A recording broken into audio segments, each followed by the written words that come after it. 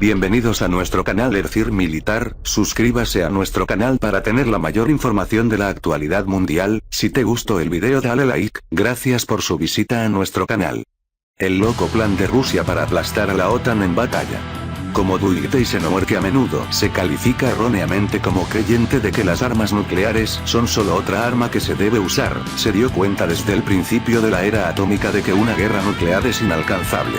En una reunión del Consejo de Seguridad Nacional, por ejemplo, Eisenhower dijo que una cosa de la que estaba totalmente seguro: nadie iba a ser el ganador en una guerra nuclear de este tipo.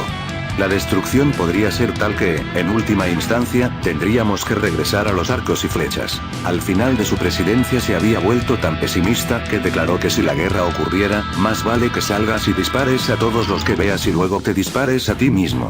La Segunda Guerra Mundial fue la guerra más destructiva de la historia humana. Considere que, una estimación conservadora de las muertes de la Segunda Guerra Mundial es de 60 millones de personas, o aproximadamente el 3% de la población mundial en ese momento. Sin embargo, en mayor medida que en la Primera Guerra Mundial, el resultado de la Segunda Guerra Mundial pareció simplemente sembrar las semillas para otro gran conflicto de poder. Las líneas de batalla se trazaron cuando la Unión Soviética creó un telón de acero que se extendía por la mayor parte de Europa Central y Oriental, mientras que Estados Unidos lideró un sistema de alianzas en toda la mitad occidental del continente. Durante las próximas 4 décadas y media, los oficiales militares de los Estados Unidos y la Unión Soviética crearían planes para combatir una guerra del Pacto de Varsovia. Para los Estados Unidos, esto significaba buscar en vano compensar las ventajas numéricas de la Unión Soviética sin recurrir a las armas nucleares al principio de un conflicto. Aunque sucesivos gobiernos de Estados Unidos asumieron el cargo prometiendo reducir el papel de las armas nucleares en la doctrina militar estadounidense, esto resultó imposible antes de que la administración Reagan, cuando la revolución en armamento guiado con precisión ofreció a Washington una forma de derrotar al gigante militar soviético.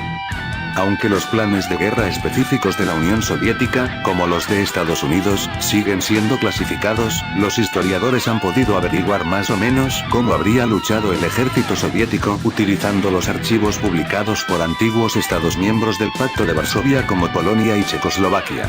Estos revelan que, mientras Stalin estaba vivo y hasta la década de 1950, el Pacto de Varsovia mantuvo una postura casi totalmente defensiva dirigida a proteger a los estados miembros de una invasión occidental. Probablemente reflejando la enorme superioridad nuclear de Estados Unidos en ese momento, estos planes de guerra no preveían el uso de armas nucleares en ninguna capacidad. Fue solo después de la muerte de Stalin, y específicamente en los años 60, que la Unión Soviética diseñó nuevos planes de guerra. Estos eran decididamente ofensivos y preveían un ataque de tipo Blitzkrieg que permitió al Pacto de Varsovia conquistar la mayor parte de Europa Occidental en cuestión de días.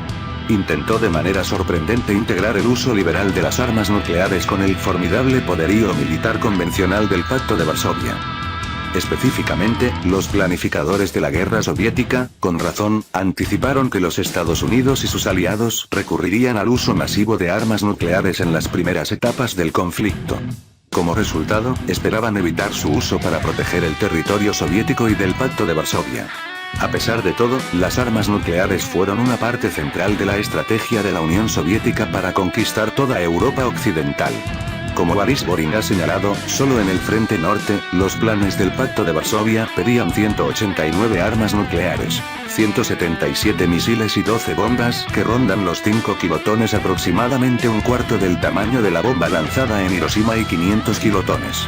Las armas nucleares más grandes se utilizarían para destruir las principales ciudades de Europa Occidental, como Hamburgo, Bonn, Múnich y Hannover en Alemania Occidental, Rotterdam, Utrecht y Ámsterdam en los Países Bajos, y Amberes y Bruselas en Bélgica. No menos de 2 armas nucleares se habrían utilizado para destruir Copenhague, y 5 armas nucleares en total se habrían desatado también sobre Dinamarca. También se apuntaría a varias ciudades italianas. Ni es consciente intelectual hubiera a Austria, que era un país neutral en la Guerra Fría, se salvaría de la destrucción atómica. Los planes de guerra soviéticos exigían el lanzamiento de las armas nucleares de 500 kilotones en Viena. Más allá de intentar destruir las principales ciudades y centros de población, los planes de guerra de la Unión Soviética exigían un uso liberal de las armas nucleares tácticas contra los objetivos militares de la OTAN. De hecho, según el Servicio de Investigación del Congreso, la Unión Soviética desplegó estas armas nucleares tácticas en casi 600 bases, con algunas ubicadas en las naciones del Pacto de Varsovia en Europa Oriental, otras en las repúblicas no rusas en el perímetro occidental y meridional de la nación y en toda Rusia. En total, bajo un escenario contenido en un documento conjunto de planificación soviético-húngaro, el Pacto de Varsovia desataría 7,5 megatones de armas nucleares sobre objetivos occidentales en los primeros días de una guerra. Esto no era del todo diferente de los Estados Unidos y sus aliados de la OTAN. De hecho, el grupo de estudio británico sobre la disuasión nuclear concluyó que Gran Bretaña por sí sola tenía la intención de lanzar alrededor de 40 bombas nucleares contra la Unión Soviética en caso de guerra. Los Estados Unidos superarían en gran medida ese número, por supuesto. Los planes de guerra nuclear de Estados Unidos se organizan en el marco del Plan Operativo Único Integrado, SIOP, que se creó por primera vez en 1960.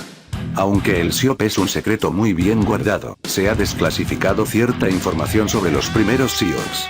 Estos muestran que, a principios de la Guerra Fría, un ataque nuclear completo del SIOP lanzado sobre una base preventiva habría llevado más de 3.200 armas nucleares a 1.060 objetivos en la Unión Soviética, China y los países aliados de Asia y Europa. Bajo el plan, Estados Unidos no haría distinción entre las naciones comunistas que estaban en guerra con Estados Unidos y las que no lo estaban, lo siento, China.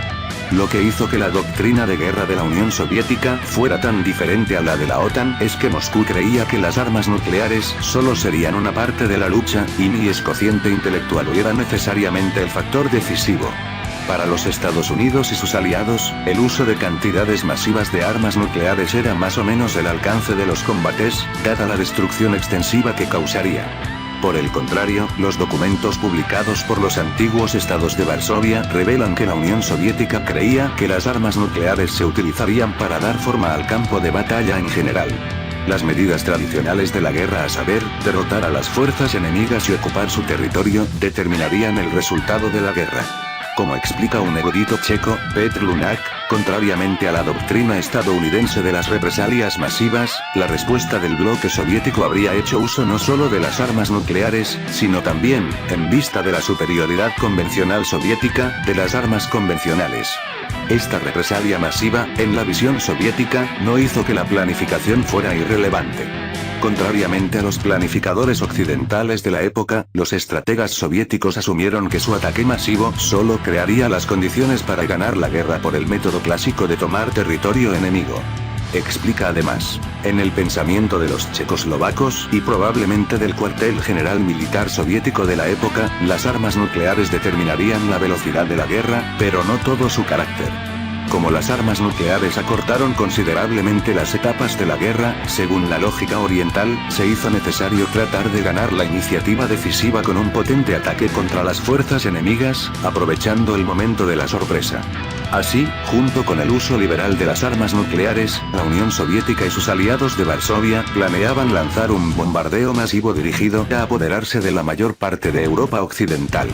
El objetivo era atravesar los frentes de la OTAN y avanzar rápidamente a la profundidad de su defensa y adentrarse en el espacio operativo. Para lograr estos rápidos éxitos iniciales, la Unión Soviética pretendía lograr una ventaja de las tropas de 5-1 o 6-1 en los principales puntos de ataque. Los objetivos de las campañas difieren según el frente. Por ejemplo, después del intercambio nuclear, el ejército checoslovaco debía atravesar los frentes de la OTAN y apoderarse rápidamente de Nuremberg, Stuttgart y Múnich, que formaban parte de la Alemania occidental en ese momento. Para el noveno día del conflicto, el ejército checoslovaco, tal vez con un poco de apoyo soviético, debía conquistar Lyon en el sur de Francia. Después de eso, los refuerzos soviéticos empujarían a los Pirineos, las cordilleras que forman la frontera entre España y Francia. Simultáneamente con estas operaciones, se suponía que las tropas polacas y soviéticas iban a conquistar la mayor parte de la parte norte del continente. Concretamente, pretendían invadir Alemania Occidental, Dinamarca, los Países Bajos y Bélgica. La seguridad de estas zonas era crucial para evitar que Estados Unidos, Canadá y Gran Bretaña aterrizaran refuerzos para la OTAN en la parte norte del continente. Como tal, esperaban haber asegurado a Dinamarca en una semana y llegar a la costa atlántica en un plazo de 14 días desde el comienzo de los combates. Este plan era obviamente muy ambicioso, y muchos observadores militares dudan que los militares del Pacto de Varsovia tuvieran los vehículos motorizados necesarios para llevar a cabo una invasión tan rápida durante gran parte de la Guerra Fría. Petr Lunak va más allá al descartar el plan como un cuento de hadas. Más allá de ser ambicioso en sus objetivos, el plan es una locura absoluta porque contempla a los soldados soviéticos y del Pacto de Varsovia luchando en territorios que acababan de ser destruidos por ataques nucleares masivos. Estas áreas habrían sido altamente radiactivas. Como señala Lunak, ellos, los soviéticos, realmente planeaban enviar tropas terrestres al campo y hacer que pelearan por unos días hasta que murieran de radiación. Es cuestionable si estos soldados hubieran estado dispuestos a llevar a cabo estas operaciones suicidas. Independientemente de su compromiso con el comunismo o el Pacto de Varsovia, el territorio que habrían estado luchando por conquistar habría sido prácticamente inútil, sus principales centros económicos y militares destruidos. En consecuencia, estos países ya no supondrían ninguna amenaza militar concebible para lo que quedaba de la Unión Soviética y sus aliados. Además, con la conquista de estas tierras, dada la enorme devastación, no habría mucho que ganar económicamente. De hecho, gran parte de ella habría sido inhabitable durante algún tiempo. Como Dwight Eisenhower, que a menudo se califica erróneamente como creyente de que las armas nucleares son solo otra arma que se debe usar, se dio cuenta desde el principio de la era atómica de que una guerra nuclear es inalcanzable. En una reunión del Consejo de Seguridad Nacional, por ejemplo, Eisenhower dijo que una cosa de la que estaba totalmente seguro: nadie iba a ser el ganador en una guerra nuclear de este tipo. La destrucción podría ser tal que, en última instancia, tendríamos que regresar a los arcos y flechas. Al final de su presidencia se había vuelto tan pesimista que declaró que si la guerra ocurriera, más vale que salgas y dispares a todos los que veas y luego te dispares a ti mismo.